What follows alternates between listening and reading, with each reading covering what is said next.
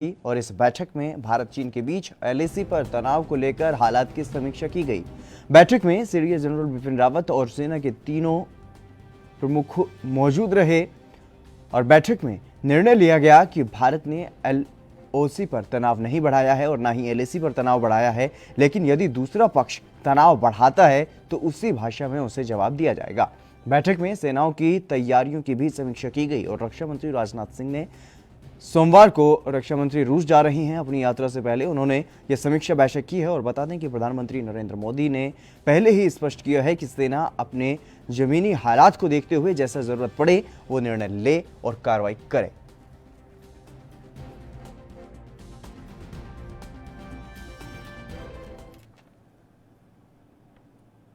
LAC के पास भारतीय इलाके पर चीनी सैनिकों के कब्जे को लेकर के कांग्रेस ने प्रधानमंत्री नरेंद्र मोदी पर निशाना साधा है और पूछा है कि अगर हमारी सीमा में कोई नहीं आया तो एलएसी पर भारतीय सेना के 20 जवान कैसे शहीद हो गए। और साथ ही कांग्रेस नेता सिब्बल ने यह भी कहा है कि कई रक्षा विशेषज्ञों, सेना के रिटायर्ड अधिकारियों और सैटेलाइट तस्वीरों से भी साफ होता है कि चीन ने भारतीय क्षेत्र में घुसपैठ की है। और कांग्रेस नेता ने यह कहा है कि देश की हिफाजत करते हुए कर्नल संतोष बाबू समेत 20 जवान शहीद हो गए हैं और 85 जवान घायल हो गए हैं। इसके अलावा 10 जवानों को चीन ने पकड़ भी लिया था। अब पीएम मोदी कह रहे हैं कि चीनी सैनिकों ने कोई घुसपैठ नहीं की है। लोग आए ही नहीं तो क्या हमारे संतोष बाबू ने जान ऐसे ही दे दी? हमारे 19 जवानों ने अपनी जान ऐसे ही अपनी कुर्बानी ऐसे ही कर दी।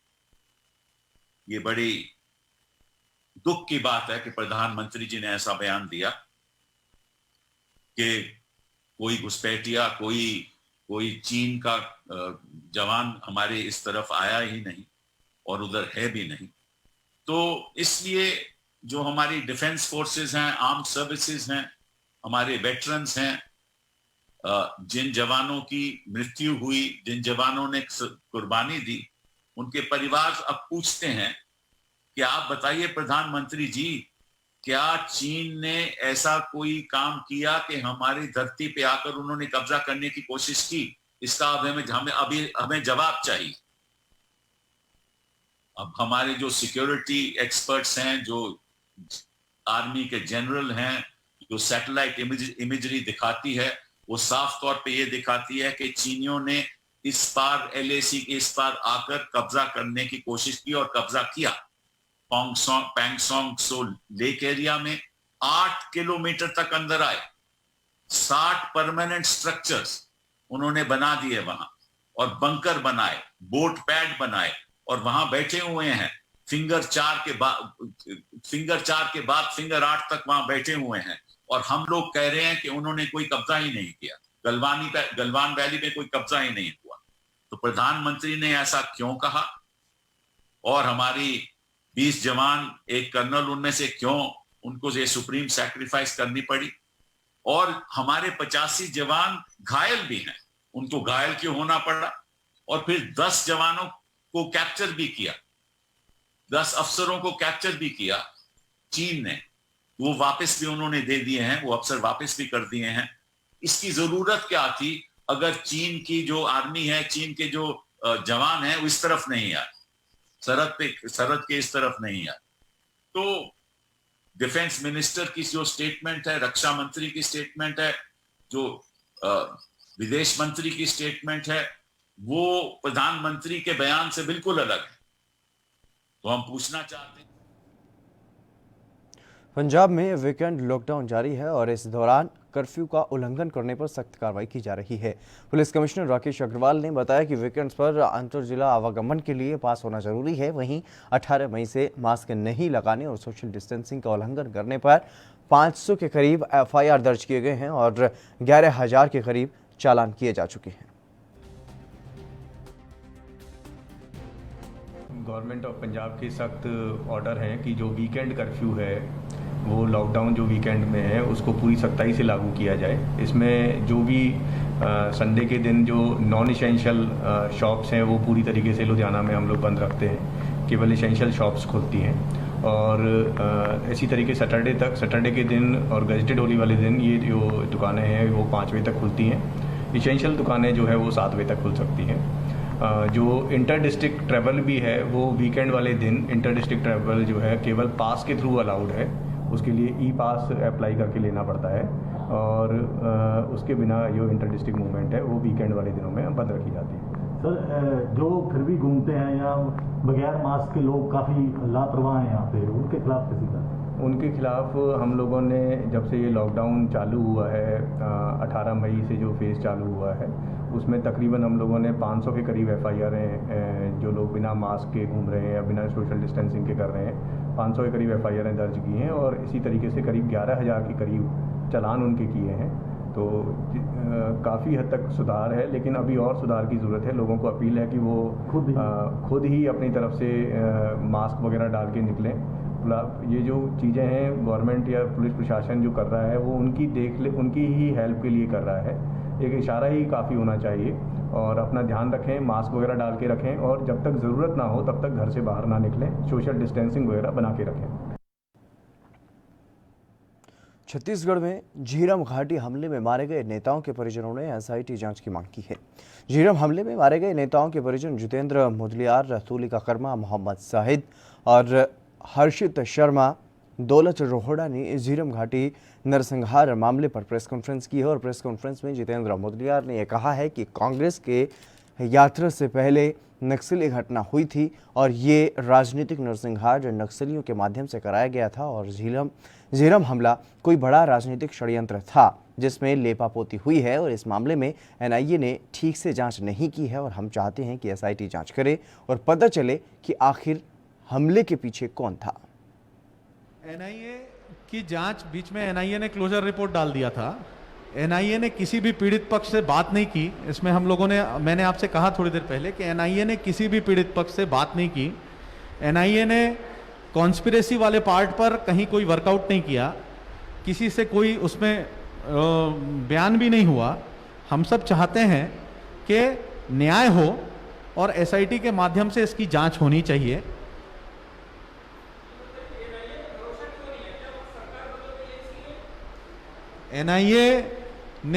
NIA ने जो जांच की, मैंने आपको बताया, उसमें कॉन्स्पिरेसी वाला पार्ट टच ही नहीं किया। NIA ने अपना क्लोजर डाल दिया।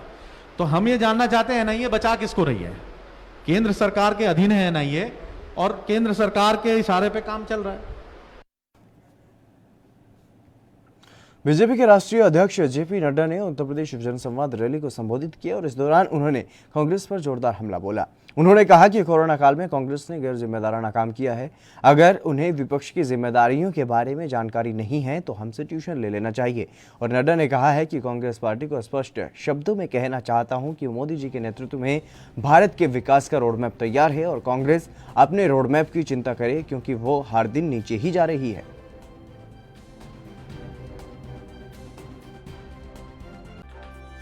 पॉलिटिक्स के और कुछ नहीं किया। हम लंबे समय तक विपक्ष में रहे।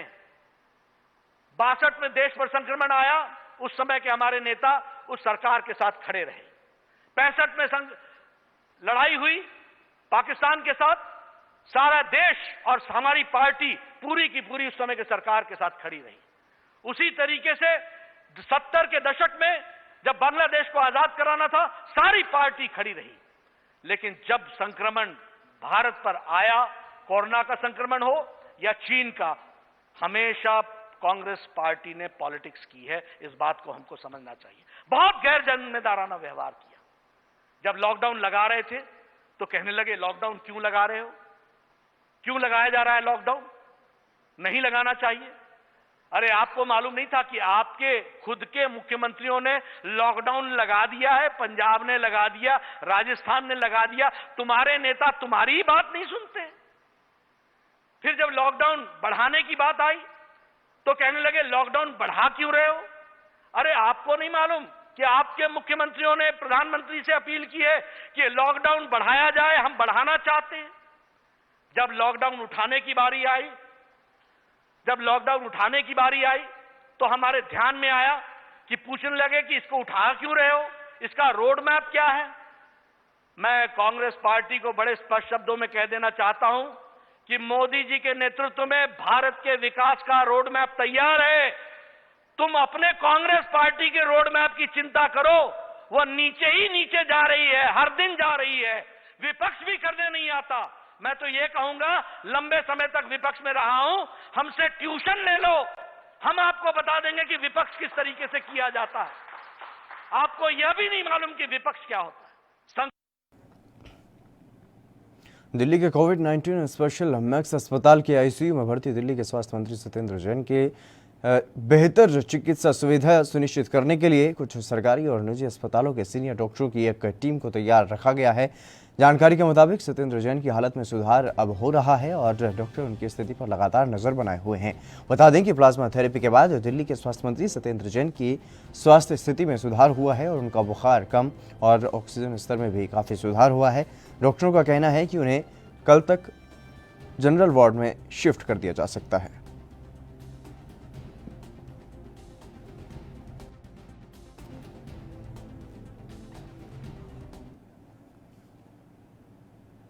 चलिए फिलहाल रुकेंगे एक छोटे से ब्रेक के लिए, जल्द हाजिर होंगे।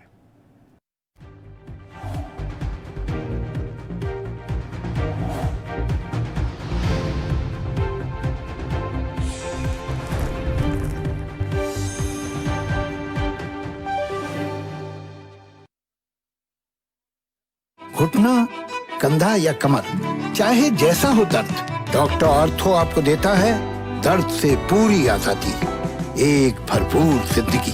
ये कोई टेम्परेरी पेन किलर नहीं, आयुर्वेदिक औषधि है।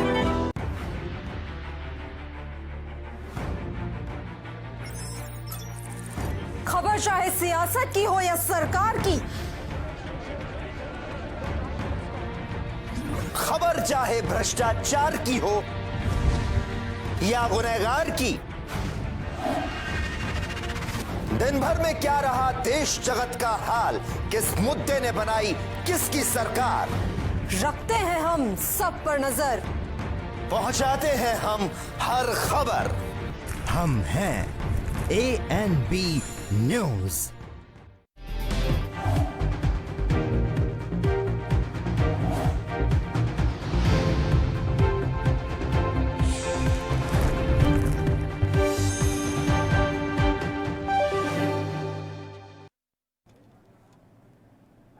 ब्रेक के बाद एक बार फिर से आप सभी का स्वागत है। खबरों में आगे बढ़ेंगे। जम्मू कश्मीर में लगातार आतंकियों का सफाया किया जा रहा है। श्रीनगर में आतंकी मुठभेड़ हुई जहां पर 3 आतंकियों को मार गिराया गया।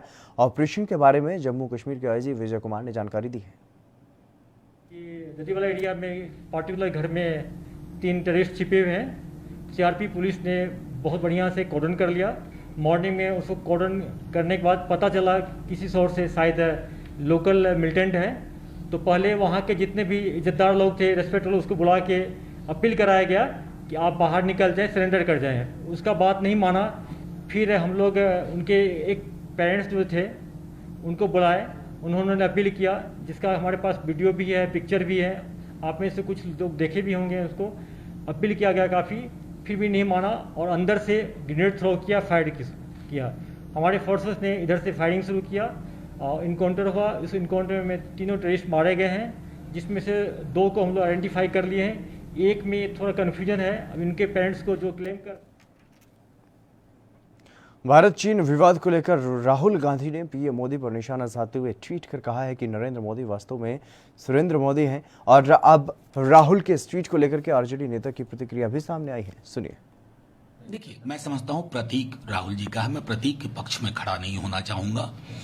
मेरे देश के प्रधानमंत्री हैं, लेकिन सवाल बहुत वाजिब है और सवाल इतने गंभीर हैं। मान लीजिए कि राहुल जी ने एक प्रतीक का सहारा लेके ये कहा, लेकिन दिक्कत क्या है कि अभी भी हम अंधेरे में हैं। हमने हमारे जवानों की शहादत कुछ सवाल छोड़ के गई थी। हम बस पुष्पांजलि कर दें, फूल माल्यार्पण कर दें और इतिश्री हो गई? नहीं, कहीं ना कहीं कई सारे ऐसे विषय हैं, चाइना के बरक्स, जो हमें संदेह के घेरे में रखते हैं। हमारी डिप्लोमेसी क्यों ट्रायल बैलून डिप्लोमेसी टाइप चल रही है? आज भी डोनाल्ड ट्रंप का जो बयान आ रहा है वो कुछ और इंगित कर रहा है।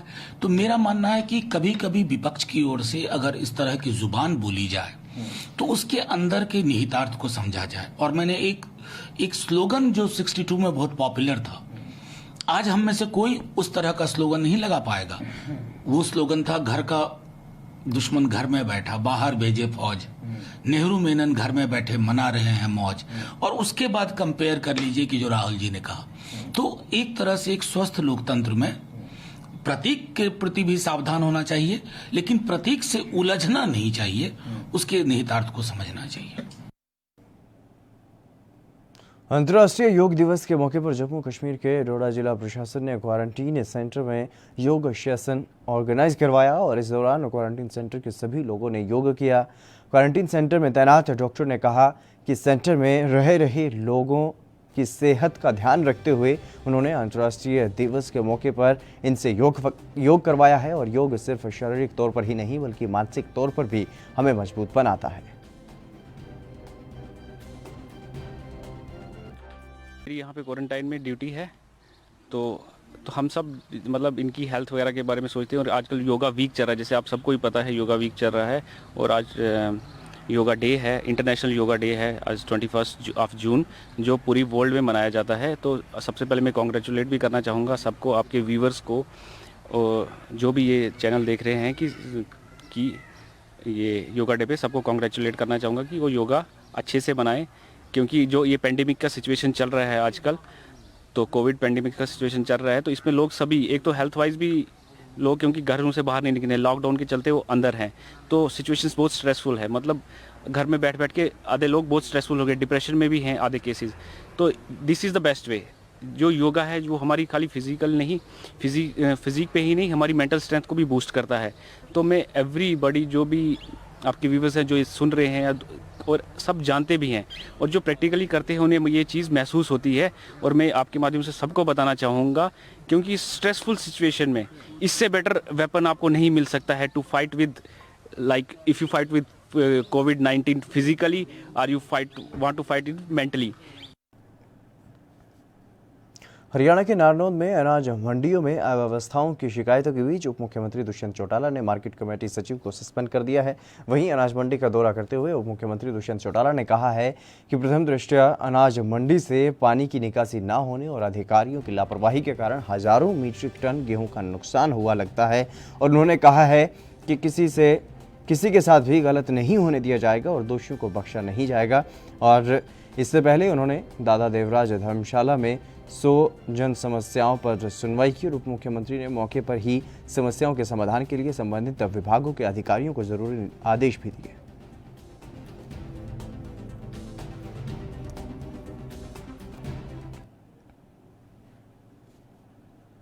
पंजाब के पटियाला में वीकेंड लॉकडाउन के दिन भी कुछ लोग सरकार के नियमों की पालना नहीं करते हुए दिखाई दिए और पटियाला के त्रिपुरी चौक में कुछ लोगों ने दुकानें खोली और कुछ लोग सड़क पर बिना मास्क पहने हुए ही घूमते हुए दिखाई दिए। वहीं दुकानदारों ने दुकानें खोलकर सरकार के नियमों की धज्जियां उड़ाई और मौजूद लोगों ने ये कहा है कि ये बिल्कुल गलत बात है कि जब सभी लोगों ने दुकानें बंद की हैं, वही लोगों ने कहा है कि डिप्टी कमिश्नर पटियाला ने हुक्म जारी किए हैं कि आज के दिन बिल्कुल ही लॉकडाउन रहेगा, लेकिन ये लोग पैसे कमाने के लिए दुकान खोलकर बैठे हैं और सरकार को इन पर सख्त कार्रवाई करनी चाहिए।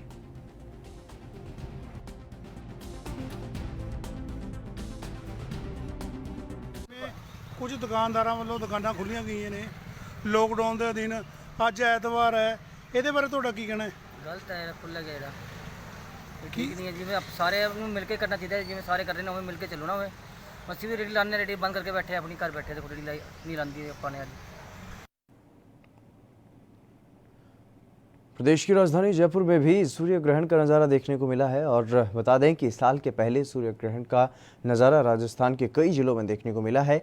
और सूर्य ग्रहण एक वलयाकार सूर्य ग्रहण था और इसमें सूर्य किसी चमकीले छल्ले की तरह नजर आया, और जब सूर्य, चंद्रमा और पृथ्वी एक कक्षा में इस तरह आ जाते हैं कि पृथ्वी तक सूर्य की किरणें नहीं पहुंच पाती, तब सूर्य ग्रहण पड़ता है। और वहीं बीकानेर में भी सूर्य ग्रहण के अद्भुत नज़ारे देखे गए। कई जगहों पर दिन में तारे भी नजर आए और वहीं आमजन के लिए सूर्य ग्रहण देखने की व्यवस्था की गई और बीकानेर के विज्ञान और प्रौद्योगिकी विभाग के कार्यालय में पहुंचकर आमजन ने सूर्य ग्रहण का नज़ारा देखा और विज्ञान और प्रौद्योगिकी विभाग कार्यालय में टेलीस्कोप, फोल्डस्कोप और दूरबीन के माध्यम से सूर्य ग्रहण का नज़ारा दिखाया गया।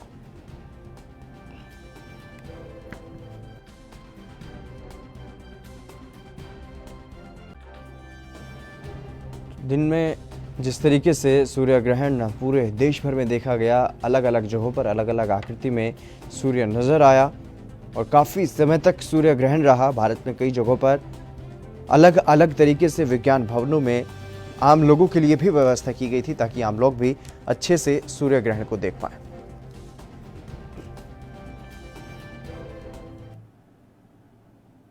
चलिए फिलहाल रुकेंगे एक और छोटे से ब्रेक के लिए, जल्द हाजिर होंगे।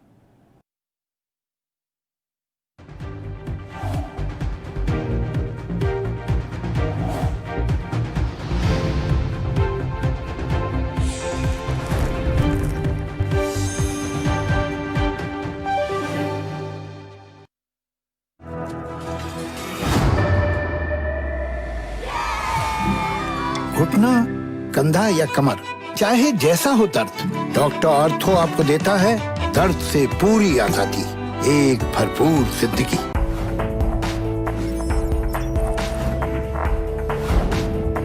कम ब्रेक और ज्यादा खबरों के साथ देखिए ANP news in channel number पर।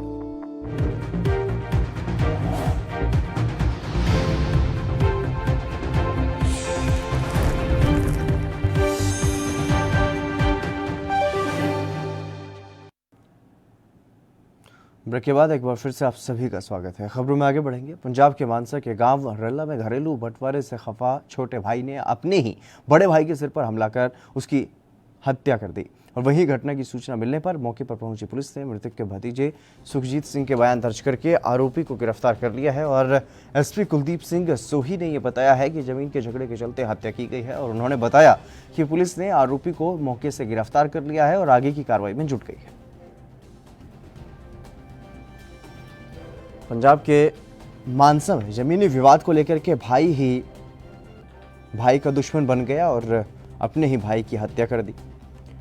बाद में पुलिस मौके पर पहुंची और आपको बता दें कि सिर में हमला किया गया सिर पर और इस तरीके से उसने अपने ही भाई की जान ले ली क्योंकि जमीन का बंटवारे का जो विवाद था उसी के चलते छोटे भाई को गुस्सा आया और उसने अपने भाई की ही जान ले ली। उसके बाद पुलिस मौके पर पहुंची, भतीजे के ही बयान दर्ज करवाए गए और उसके बाद आरोपी को गिरफ्तार कर लिया गया। मेरे चाचा जी सीगे जिन्हां दा कतल होया, जिन्हां ने कतल किया ही वो भी मेरे चाचा जी सीगे जी। कल शाम की गल है जी, ये कल शाम नूं दुध पाउण वास्ते मेरे चाचा जी डेयरी ते जा रहे हैं। मैं सामने गेट के कोल खड़ा ही, उत्थों मेरे दूजे चाचा जी बाहर निकल के उन्होंने पिछों टंबे दे नाल सिर दे विच ओह करके ही आप अंदर चले गए। जदों मैं जाके देखा ही मैं उस तो बाद फिर मैं गड्डी के उपर लैके गया डॉक्टर को, तो डॉक्टर ने मेरे ते चलान दे दित्ता। साडे इत्थे जोगा थाणे दे एरिए 'च पिंड रल्ला पैंदा, उत्थे 3 भरा ने, 2 इकट्ठे ने ते एक अलग है। उन्होंने एक भी पहला मौत हो गई सी 4 साल पहला। ये खेतों 'च रहिंदे ने। गुरजंट सिंह उम्र दी 57 साल, ये खेती का काम करदा, नाल दुध पाउण चलिया सी कल शाम नूं साइकिल ते आपदे घरों। ते जिहड़ा दा भरा छोटा अजैब सिंह जदों उहदे घर दे मूंह ते निकलण लगा खेत 'च ही, तां उहने आपदे घरों आके एक टंबा बाला इहदे गुरजंट दे सिर 'च मारिया। गुरजंट साइकिल ते सी डिग गया तो ब्लीडिंग हो गई। उन्होंने जो उसका भतीजे उन्हें फिर हॉस्पिटल लैके गए तो रस्ते 'ਚ मौत हो गई। वजह रंजस ये है भी इन्हों का जमीन का झगड़ा आपस 'ਚ, कहता भी मैंने घट दी है, मेरी जमीन वध इन्होंने बेचती है। असी केस रजिस्टर करता 94 नंबर FIR, दोषी को असी गिरफ्तार कर लिया मौके पर। वह पुलिस रिमांड असी ले लिया तो साड़ी कार्रवाई जारी है।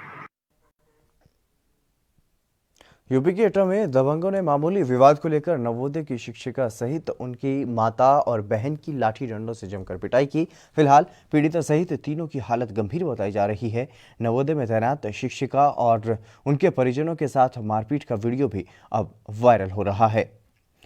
तस्वीरों में आपको सही से तस्वीरें नहीं दिखाई जा सकती क्योंकि गंभीर तरीके से मारपीट की गई है और एक शिक्षिका और उसके परिजनों के साथ मारपीट की गई है। हालांकि ये पूरा मामला क्या है, क्यों इनकी पिटाई की गई है, इस मामले में अभी तक कोई साफ जानकारी नहीं है। लेकिन दबंगों ने मामूली विवाद के चलते इस वारदात को अंजाम दिया है और बुरी तरह से शिक्षिका की पिटाई की है और शिक्षिका के परिजनों की भी साथ में पिटाई की गई है। अब इसका ये वीडियो जो है वो वायरल हो रहा है।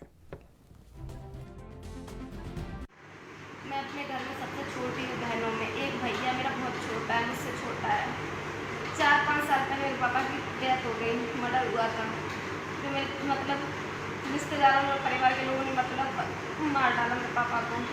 आज नवंबर में हमारे यहाँ शादी वगैरह का फंक्शन होने वाला था, तो हमारी दीदी काम चलवा रही थी, तो उसने चम्बल मंगवाई थी। हमारी दीदी ने हमसे बोला कि तुम जाके बाहर बैठ जाओ, चम्बल खल रही है। तो हम बाहर बैठ गए जाके। वहाँ पे 2 लड़के आए, हमें लगा कि ऐसे ही है। उससे पहले एक आदमी आया, तो वो मास्क लगाया तो हम पहचाने नहीं। उसके साथ एक औरत थी, तो उसे पहचानने में कौन है, हम यहाँ रहते ही तुम जानते नहीं। मैं नवोदय में टीचर हूँ, अब मैं यहाँ रहती नहीं, अभी लॉकडाउन था इसलिए मैं यहाँ पे आ गई थी कोरोना की वजह से। और इन लोगों ने मतलब अकेला, इन्होंने सोचा कि मैं अकेली हूँ, मम्मी दीदी तो गांव चली जाती खेती बाड़ी करने। इन लोगों ने मतलब मेरे हाथ पकड़ के और ये मारा मुझे, और ये ज़बरदस्ती कर रहे थे। देखो ये उनके हाथ में बहुत हथियार थे, धारीदार हथियार। देखो सोनभद्र की मारकुंडी घाटी में एक बार फिर से ट्रक का हादसा हुआ है और इस हादसे में चालक और खलासी की मौत हो गई है। बताया जा रहा है कि चौपन थाना क्षेत्र के मारकुंडी घाटी में सीमेंट से लदा ट्रक अनियंत्रित होकर के खाई में जा गिरा और इस दुर्घटना में चालक और खलासी ट्रक में लदे सीमेंट के नीचे दब गए और यह घटना देखकर राहगीरों समेत पास की बस्ती में भी हड़कंप मच गया।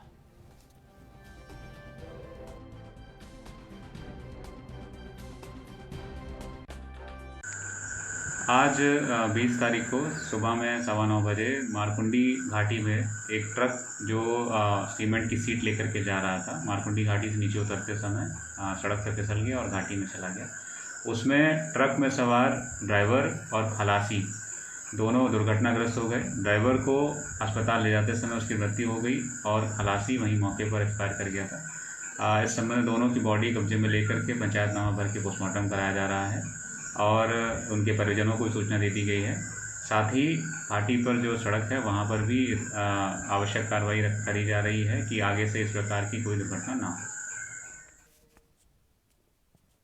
चलिए फिलहाल मेरे साथ खबरों में बस इतना ही। दीजिए इजाजत, नमस्कार।